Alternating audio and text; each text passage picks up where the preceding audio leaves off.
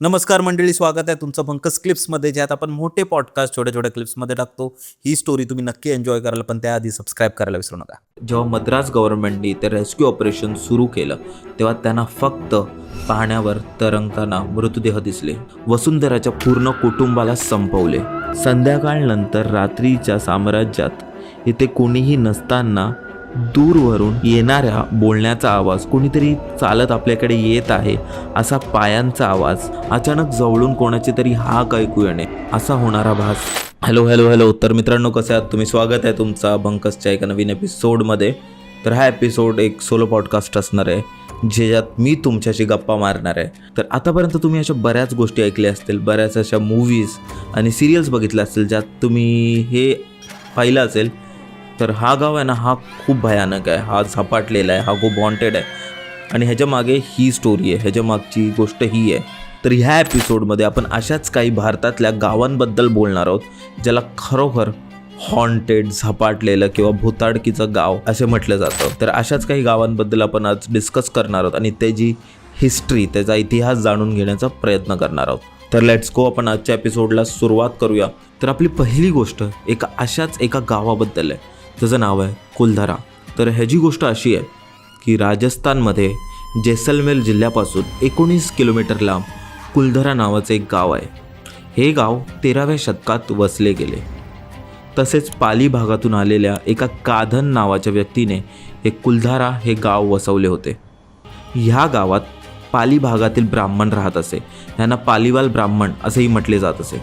आणि तसेच हळूहळू आजूबाजूचे 84 गावं ह्या भागात वसली. 19व्या शतकाच्या सुरुवातीला, म्हणजे 19th सेंचुरीच्या सुरुवातीला, सलीम सिंग नावाचा एक व्यक्ती ह्या गावचा दिवाण झाला, म्हणजे प्राईम मिनिस्टर. सलीम हा एक खूप क्रूर आणि दुष्ट व्यक्ती होता. हा गावकऱ्यांकडून जास्त प्रमाणात टॅक्स किंवा कर गोळा करायचा आणि स्वतःचं आयुष्य एकदम आरामात जगायचा. तो दुसऱ्यांना खूप त्रास व हिंसाही द्यायचा त्याच्या स्वार्थासाठी, आणि हेच त्याचं वागणं गावकऱ्यांना अजिबात पटायचं नाही. तर एके दिवशी आता सलीम सिंग त्याच्या घोड्यावरून त्या राज्याची फेरी मारत होता आणि अशीच फेरी मारता मारता सलीम सिंग कुलधारा या गावात पोचला. रात्र झाली होती, म्हणून त्यांनी ती रात्र तिथेच काढण्याचा निर्णय घेतला. आणि कुलधारामध्ये राहत असताना सलीम सिंगला वसुंधरा नावाची एक मुलगी प्रचंड आवडली. ती त्या गावच्या मुख्य व्यक्ती म्हणजे व्हिलेज हेडची ती मुलगी होती. हवस आणि सत्तेची ताकद दाखवत सलीम सिंग याने गावकऱ्यांना एक आदेश दिला की पुढच्या पौर्णिमेच्या आत ह्या मुलीला माझ्या दरबारात तुम्ही हजर करावी आणि मी ह्याच्याशी लग्न करणार आहे. पण सलीम सिंगचं चरित्र पाहून त्या गावकऱ्यांना व तिच्या कुटुंबाला हे अजिबात मान्य नव्हतं आणि म्हणूनच तिच्या कुटुंबाने सलीम सिंगला नकार दिला. पण सलीम सिंग हा अत्यंत क्रूर व्यक्ती होता. त्यांनी नकार ऐकताच वसुंधराच्या पूर्ण कुटुंबाला संपवले आणि गावकऱ्यांना ही मुलगी माझ्याकडे पाठवून द्या अशी मागणी केली. आणि गावकऱ्यांनी सलीम सिंग कडून 1 दिवसाची मुदत मागितली की तू आम्हाला 1 दिवस दे, आम्ही मुलीला वसुंधराला तुझ्या दरबारात हजर करतो.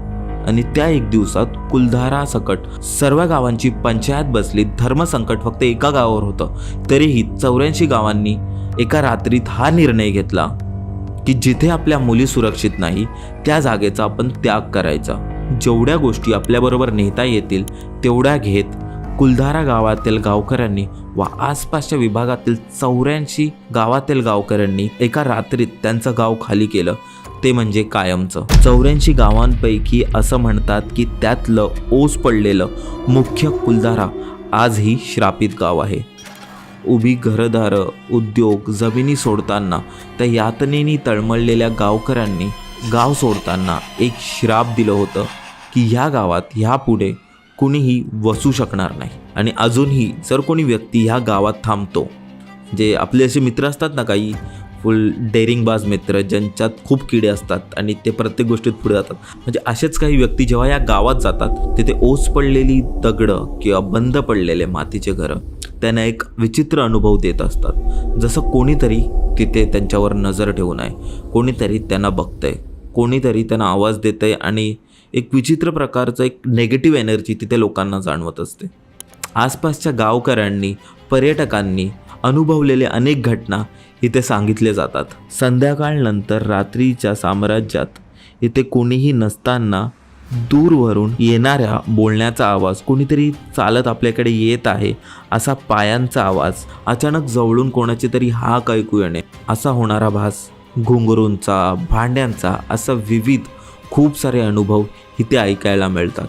पॅरानॉर्मल इन्व्हेस्टिगेटर यांनी या गावात अनेकदा खूप रिसर्च केले आहेत आणि काहींनी खूप वेगवेगळ्या आणि खूप हायली ॲडव्हान्स मशीन्स आणि यंत्र घेऊनही तिथे तपास केले. कधी अदृश्य चाहूल आल्याचा होकार आला आहे तर कधी नकार. काही जण असं सुद्धा म्हणतात की पाळीवाल ब्राह्मणांनी राजाला जास्त प्रमाणात कर देऊन एका रात्रीत ते गाव खाली केलं. पण काय खरं आणि काय खोटं हे मात्र कोणालाच एक्झॅक्ट माहिती नाही आहे. तर अशाच खूप वेगवेगळ्या प्रकारच्या गोष्टी या गावावरून आहेत. पण कोणती गोष्ट केवढी खरी आणि केवढं खोटं आहे हे मात्र तिथे गेल्यावरच आपल्याला माहिती पडेल. तर आपण नक्कीच कधीतरी जाऊ, असं थोडं हिंमत आणि पैसे आले तर नक्कीच तिथे जाऊ. पण बघूया आता आपण वळूया आपल्या पुढच्या गावाकडे, next haunted village of India. तर आपल्यापैकी सर्वांनाच उत्तराखंड, हिमाचलमध्ये तर नक्कीच जायचं आहे. पण तुम्हाला माहिती आहे का, उत्तराखंडामधील एका गावाला India's one of the most haunted village असं म्हटलं जातं. तर ह्या गावाचं नाव आहे स्वाला विलेज किंवा स्वाला गाव. उत्तराखंडातील चंपत जिल्ह्यात हे स्वाला गाव स्थित आहे. जसं उत्तराखंड हे हिंदू धर्मातील मंदिरांसाठी प्रसिद्ध आहे, तसंच एक गावासाठी सुद्धा प्रसिद्ध आहे, ज्याचं नाव आहे स्वाला गाव. आणि स्वाला गावाला गोस्ट टाउन म्हणजे भूतांचं गाव असंही म्हटलं जातं. 1952 मध्ये PAC म्हणजेच पाक प्रोव्हेन्शनल आर्म्ड कॉन्स्टेबलरी बटालियन्स ह्या गावातून जात होती. ह्या गाडीत 8 आर्मी ऑफिसर बसले होते. अरुंद रस्ते व भीतीदायक वळण असल्यामुळे त्यांची गाडी घाटात पडली. जेव्हा या गाडीतील आर्मी ऑफिसर या गावातील लोकांना मदतीसाठी हाक मारत होते तेव्हा कोणीही त्यांच्या मदतीला आलं नाही. आणि जेव्हा गावकरी आले तेव्हा त्यांनी मदत करण्याचं सोडून त्या आर्मी ऑफिसर्सच्या गाडीतून सामान चोरी केले आणि मदत न मिळाल्याने त्या आर्मी ऑफिसरांचा तिथेच मृत्यू झाला. आणि याच कारणामुळे त्या आर्मी ऑफिसरांच्या आत्म्याला शांती मिळाली नाही. त्या इन्सिडेंटनंतर गावातील अनेक लोकांना असे काही आर्मी ऑफिसर रँडमली गावात दिसले आहेत. रात्री मदतीसाठी अचानक हाक ऐकू आणि जर कोणी व्यक्ती त्या हाकेला प्रतिसाद दिला किंवा कोणी घराबाहेर पडून त्यांची मदत करायला गेला तर त्यांची आत्मा त्याच व्यक्तीला त्याच वळणावरून खाली ढकलून देत असे. आणि ह्याच गोष्टीमुळे गावात अनेक लोकांचा अपघाती मृत्यू झाला, म्हणजे ॲक्सिडेंटल डेथ. ह्याच कारणामुळे ह्या गावातील लोकांनी हे गाव कायमचं सोडून दिलं आणि ज्या ठिकाणी त्यांची गाडी पडली होती आता त्या ठिकाणी एक नवदुर्गेचं मंदिर उभारण्यात आलं आहे. अशी एक मान्यता आहे तिथे आजूबाजूला राहणाऱ्या लोकांची की जेव्हाही तुम्ही ह्या रस्ता पास करत असाल, जेव्हाही तुम्ही ह्या रस्त्यातून जात असाल तेव्हा सर्वात आधी ह्या मंदिरातल्या देवांचं दर्शन घ्यावे आणि मग तुमच्या पुढच्या वाटचालीस सुरुवात करावी. आता इथे अजून एक प्रश्न उद्भवतो की खरंच हा विलेज हॉन्टेड आहे का? खरंच या गावात भूताटकी आहे का? तर हे किती खरं आणि खोटं आहे ह्याचं उत्तर तर माझ्याकडे नाही आहे. पण मला वाटतं जर एखाद गोष्टीमुळे त्या गावकऱ्यांना पूर्ण गाव खाली करावं लागलं आणि तिकडून निघून जावं लागलं, कोणी आपलं घरदार सोडलं, काहीतरी सत्य असावं. आणि मला वाटतं काहीतरी त्याच्यामागे एक घटना असावी, त्याच्याशिवाय कोण आपलं घर सोडतं आणि तेही अख्खं गाव. तर हीच होती स्वाला विलेजची स्टोरी. आपण वळूया आपल्या पुढच्या one of the most haunted विलेजकडे.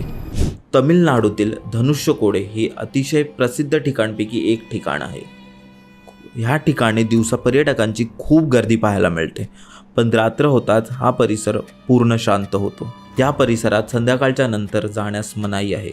या ठिकाणाला राज्य सरकारने म्हणजेच गव्हर्नमेंटने घोस्ट टाउन म्हणजेच भूतांचं शहर असं डिक्लेअर केलं आहे. 22 डिसेंबर 1964 मध्ये एक तीव्र चक्रीवादळ आले होते. त्या वादळात हे पूर्ण गाव वाहून गेले आणि त्याच वेळी 10:55 train number 653 Pamban Dhanushkodi passenger express Pamban railway स्टेशनवरून निघाली.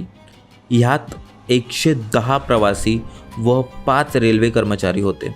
ट्रेन स्टेशनला पोहोचणार तितक्यात एक मोठी लाट आली आणि पूर्ण ट्रेनला तिने समुद्रात वाहून नेलं. यात सर्व प्रवासी व रेल्वे कर्मचारी पाण्यात वाहून गेले आणि वादळामुळे पांबन ब्रिजसुद्धा तुटला. गावात कोणीच वाचले नाही आणि त्याचमुळे रेस्क्यू ऑपरेशन सुरू व्हायला खूप उशीर झाला. जेव्हा मद्रास गव्हर्नमेंटने ते रेस्क्यू ऑपरेशन सुरू केलं तेव्हा त्यांना फक्त पाण्यावर तरंगताना मृतदेह दिसले आणि तेही खूप संख्येने. आणि धनुषकोडी गावातही फक्त तुटलेल्या भिंती आणि अत्यंत भयान शांतता, फक्त एवढंच त्यांना सापडलं. आणि तेव्हापासूनच ह्या गावात कोणी राहायला गेलं नाही. अनेकांनी या ठिकाणी भूत दिसल्याचा दावाही केलाय व जी ट्रेन जी समुद्रामध्ये वाहून गेली त्या ट्रेनचा हॉर्नचा आवाज व त्यात बसलेल्या लोकांच्या रडण्याचा आवाज पर्यटकांनी ऐकला आहे. तर हीच होती तमिळनाडूच्या धनुषकोडी या गावातील घटना. आणि ह्यासोबतच आपण आजचा हा सोलो पॉडचा एपिसोड. मंडळी, जर तुम्हाला ही स्टोरी आवडली असेल तर डिस्क्रिप्शनमध्ये आपण पूर्ण एपिसोडची लिंक टाकलेली आहे, तो चेकआउट करायला विसरू नका. त्यात अशाच प्रकारच्या भरपूर स्टोरीज अवेलेबल आहेत आणि सबस्क्राईब करायला विसरू नका.